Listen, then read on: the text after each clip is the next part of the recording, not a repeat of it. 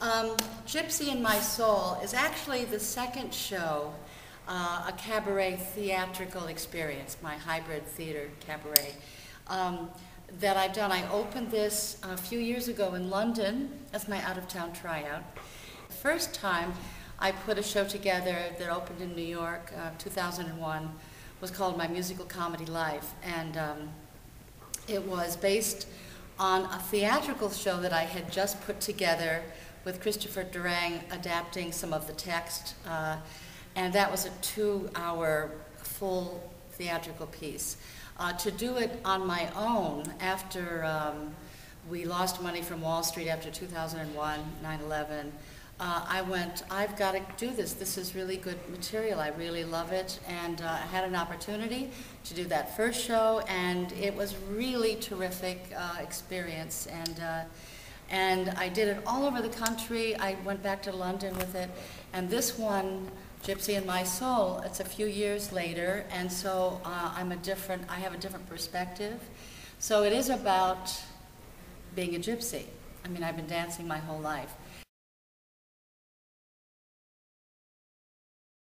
I've been so lucky to do, I think, some of the best roles ever written for women in the musical theater. And so I thought this is a great selfish opportunity to recreate these moments from these wonderful classic musicals. And that's essentially what I do. I run a through line of my personal life, the life of an actress, and the ups and downs of that in a personal way, and then the show business through line of going from show to show.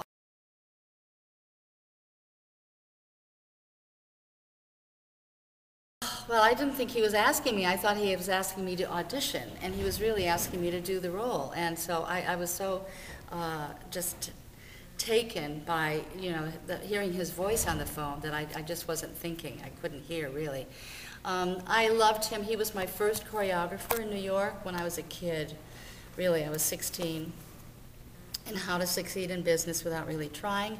Gwen Verdon, who was a great star then, of course, was between shows, I guess, because she was acting as our dance captain. So you can imagine, for me to walk in and see Gwen Verdon, counting us off. And then a wonderful thing happened in my life that 25 years later, I was now the actress, and he was the director, and she was again the dance captain, because there she was, taking me by the hand, literally, and teaching me every step, every move, every nuance.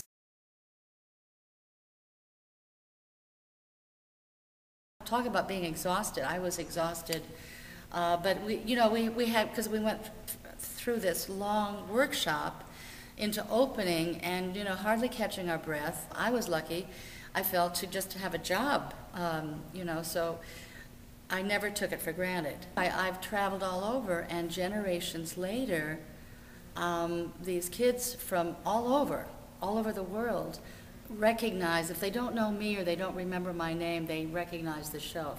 If you say a chorus line, there are people that identify with it so much, even now, because it's always playing somewhere. So that's a great feeling to appreciate all these years later.